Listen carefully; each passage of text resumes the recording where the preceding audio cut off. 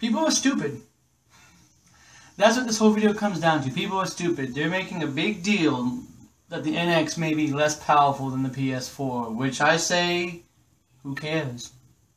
If all you care about is power, go play your precious PC, because that's what that's there for.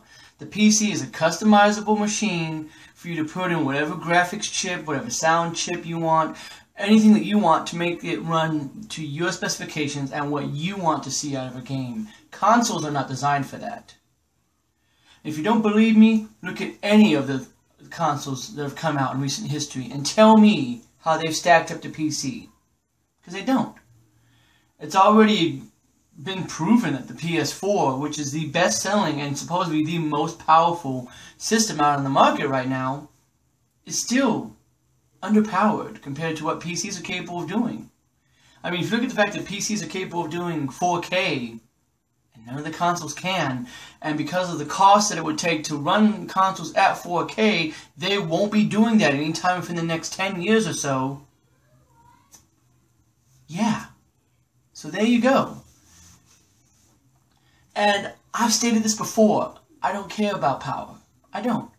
Because to me, I would rather have that unique gameplay. It's the reason why I love the Wii U so much. It gives me unique gameplay. Games like Zombie U, where I have to look around, scan things, and I have to enter in the gamepad, and I have to unlock things using the touchscreen. That's neat.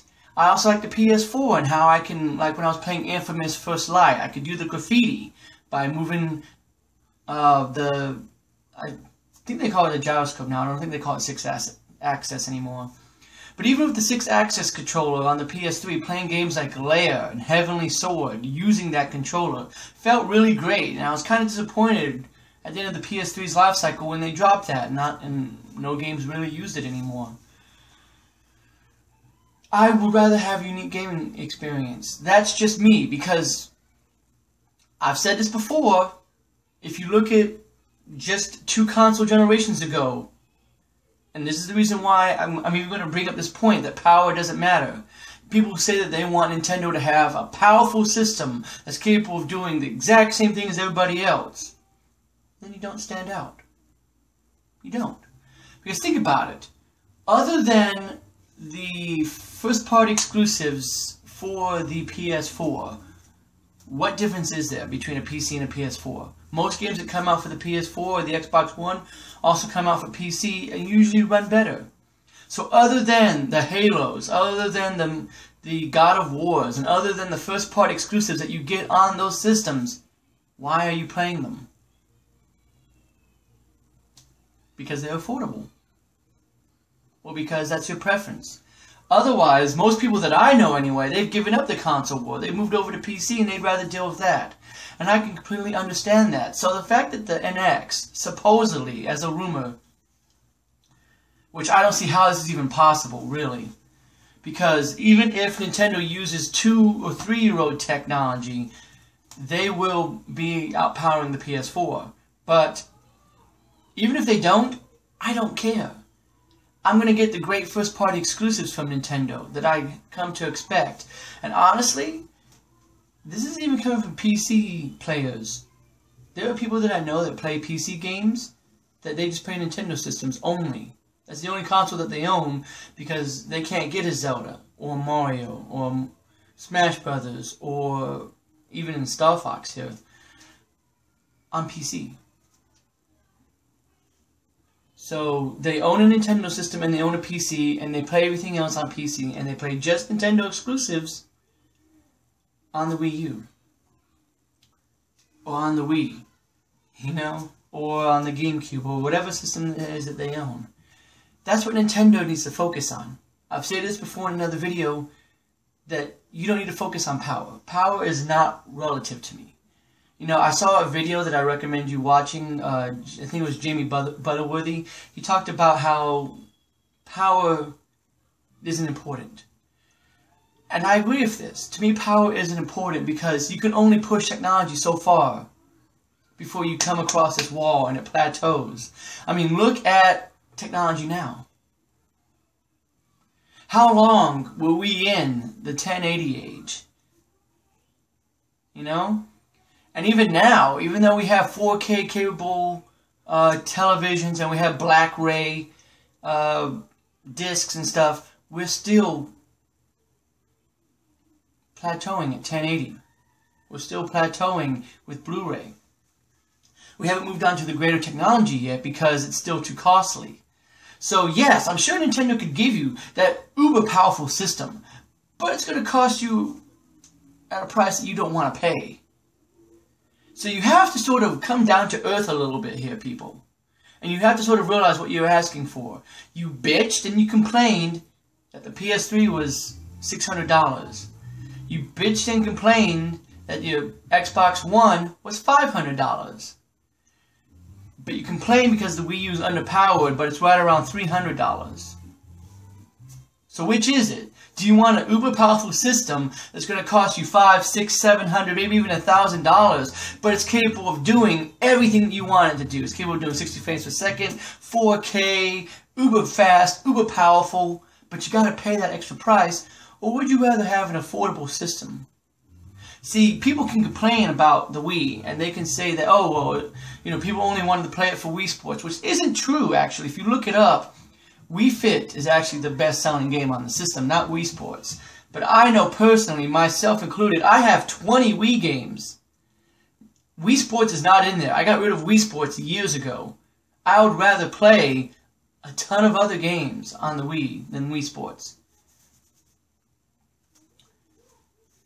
Because any self-respecting gamer did that years ago with their Wii, if you ask me. But the point is that the Wii sold well because it was right there at that sweet spot. It was, I think, around 150, 200 bucks. I don't know, actually, I think it was about 250 bucks. It wasn't that expensive. And one of the reasons that the Wii U hurt is, one, yes, naming. Naming it, obviously, is very confusing. The Wii U is a very confusing name. The price for the technology. And the advertising for it. And with the NX, I wouldn't be too surprised if it's the exact same thing. If it's just a renamed Wii U, just as capable, maybe a little more powerful than the Wii U is capable of, but they advertise it better, they give it a different name so people can associate it differently, and that's it. Because to me, power isn't important. Like I said, at a certain point, you can only plateau so much. You know? I mean, look at movies, look at music, look at all this other technology. You can only get to a point to where the sound can only sound so good. The visuals can only look so good before it just flats. So we need to start getting to a point to where we're focusing more on what unique aspects can be brought. You know? What unique features about this system? You know, what unique apps, what unique games, what unique qualities of the controller can you give us? More so than, look at how powerful we are. It doesn't matter the fact that the system costs $700 and you're never going to buy it. Plus, why are you even surprised at this news? If the NX really is less powerful than the PS4, then duh. Newsflash. Every single system that Nintendo has come out with the exception of two, and you know which two I'm talking about, have always been underpowered by their competition. You know? And up until the GameCube, really, Nintendo is always focused on trying to be more powerful. You know? The Super Nintendo was better than anything that was out at that time. And the 64, compared to the Saturn and the PlayStation, which are only capable of doing 32 bits, the 64 is capable of doing 64 bits. But no one supported it because it still used cartridges, which is dumb. Who cares if it's a cartridge or a disc if it's more powerful, right? Oh, but the PlayStation sold better, so obviously it's not about power. And then with my favorite generation of console gaming, GameCube, Dreamcast, Xbox, Sony PlayStation 2. Out of those four systems, they're all equal. Again, you can't really count the Dreamcast because it came out a year and a half before its competitors did. But if you take the Xbox, you take the PlayStation 2, and you take the GameCube, and I can guarantee you, if you put them on 3 different television screens and put the exact same copy of a game, like 13 or Killer 7 or something that came out on all three of the systems, and compared them side by side, they would, I can almost guarantee you, they would look the exact same, they would probably run the exact same. And the controllers are designed to be the exact same. After all, Xbox had LNR, GameCube had LNR. 2 thumbsticks, yep, C-stick and analog stick, D-pad, 4 face buttons, the exact same. But yet the GameCube didn't sell. Do you think that had anything to do with the GameCube's power? No. Do you think it had anything to do with anything that Nintendo did? No. Third-party developers just didn't want to develop for it. They didn't. They looked at the disc, they said, fuck it, we don't want to do any work, we're lazy, we're going to go over here and do this. Even though the GameCube discs were smaller for less load times, which at that time, load times were unbearably long. And I'm thankful for the GameCube for cutting that out, personally. So then what does Nintendo do? They come out with a console that is way underpowered, but they focus more on the fun factor and doing something different and doing their own thing. And what does it do? It sells millions. Do you think that Nintendo really should focus on coming out with a powerhouse system? After all, they came out with 2. The Wii U was that. And third-party developers were once again promising, we will support you. We're going to bring you all these games. Look, we're going to give you these games. We're going to give you these games. Third-party developers just go, oh, no, we're not going to do that. And you blame Nintendo. Like, somehow Nintendo has something to do with this. Oh, it's Nintendo's fault. No, it's the third-party developers' fault, people. I've talked about this before. Third-party developers will abandon a company in a heartbeat. In a heartbeat. If you don't believe me, just look at the last console generation. All that DLC coming first to the Xbox 360 crap, where is that now? Oh, that's over in the Sony camp. They're giving Sony PlayStation 4 all of the DLC first, all the maps first. They left Microsoft in the dust because they're not the best-selling console anymore.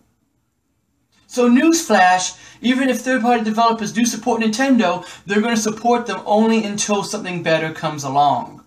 Sony released the PlayStation 5, we don't need you anymore, Nintendo, see you later. And then where is Nintendo?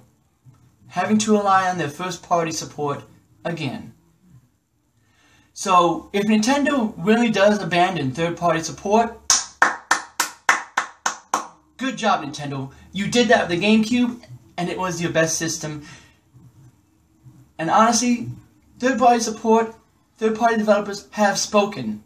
The Wii came out, best-selling system of all time in that console generation. So they knew that there were units in the household.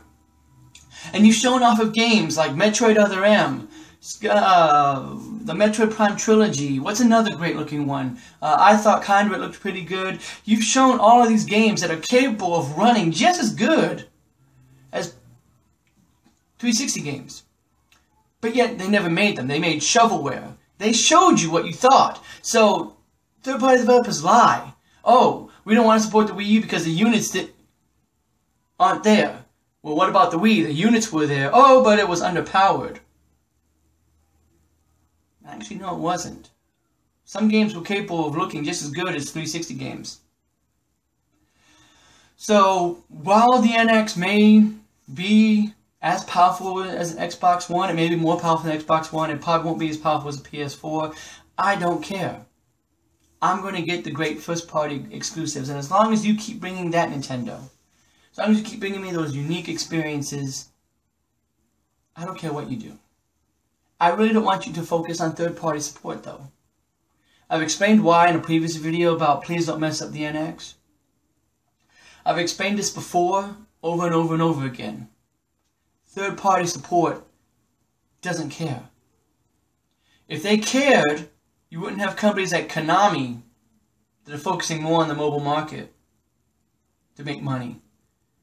If you had developers that cared, you wouldn't see them be like, oh yes, we're going to give you Resident Evil 4 and Resident Evil 0 and the Resident Evil remake, and we will never bring those over to other consoles at all because we really want to support you.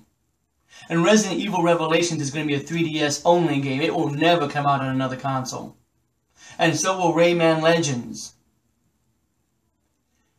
And if you see my point with that, then you understand why I think that third-party support is not relevant.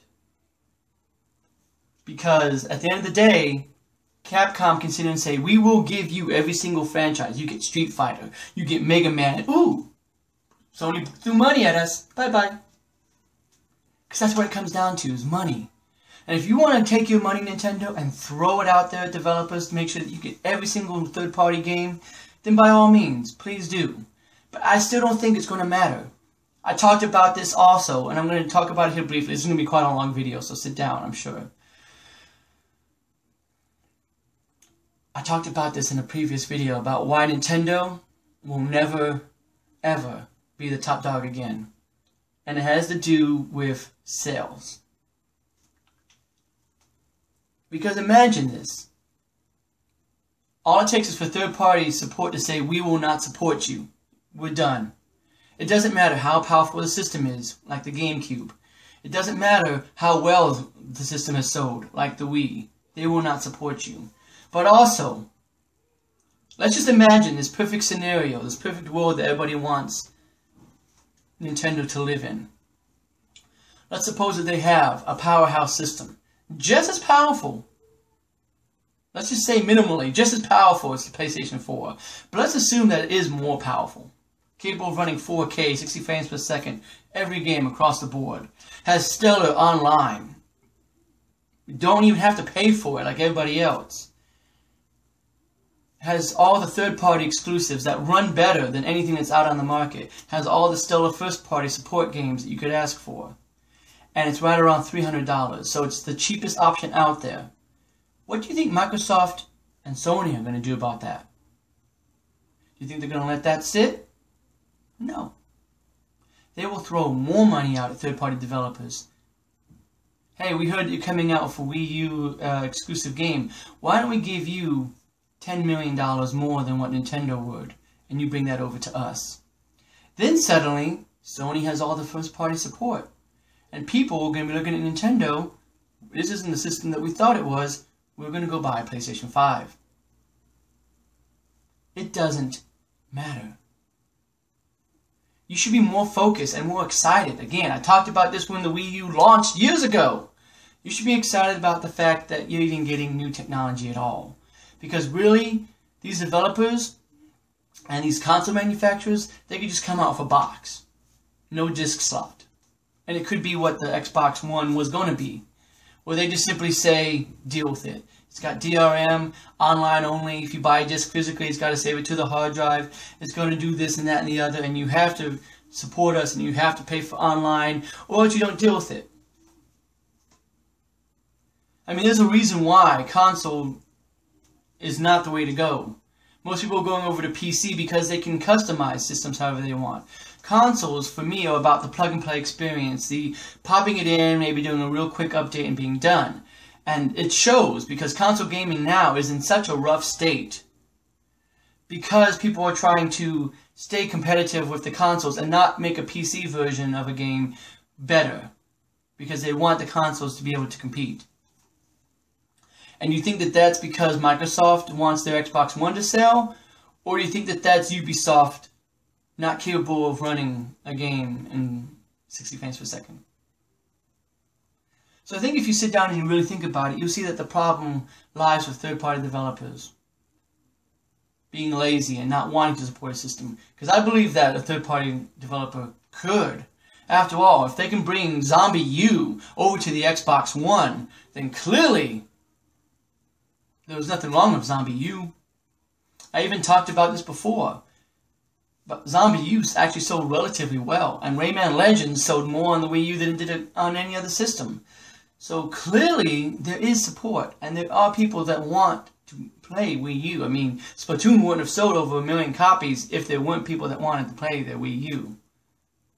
But third-party developers, they don't want Nintendo to have the third-party games. Because if you can get all the Call of Duty games and all of the third-party, you know, the Assassin's Creeds and all these third-party support games and the Nintendo's console exclusives, and it's the cheapest option out there, Microsoft and Sony have nothing to stand on. So of course they're going to give the Nintendo version. Of course they're going to make sure that it comes out 6 months, Watch Dogs, after everybody else does, to make sure that it's completely irrelevant. Even if Watch Dogs on the Wii U was the best version of the game, it wouldn't matter. You brought it out 6 months after everybody else did, to make sure that it was completely irrelevant by that point. Third-party developers, they play these little coy games and dance around things. Well, Zombie U didn't sell, so we don't want to make it anymore. But we said nothing about Zombie. That's why we're bringing it over to the Xbox One, because we think it will sell more there. Even though there are close to 500-something games released, you know, for the Wii, and there's barely 250, 300 some odd games for the other ones. But whatever, I've taken this video on long enough. I'm probably going to have to splice this video together just to make it all fit into one relevant thing. But I appreciate you guys watching, as always. And I'm sorry for my long-winded rant. I just felt like I had to get all this off my chest, because I feel like there are some people that they just don't think. They see the NX is potentially, just a rumor by the way, less powerful than the PS4. And they flip out and, oh, Nintendo's failed already. You don't even know what it is that they brought out. I talked about this with the Nintendo Cross and with the Nintendo XDS. Those are very possible, what it could be, very possible they could not be that. We don't really know what Nintendo is going to come out with until they show it. And even if, I believe even if they gave you the system that you wanted, third-party developers will find some way not to support it.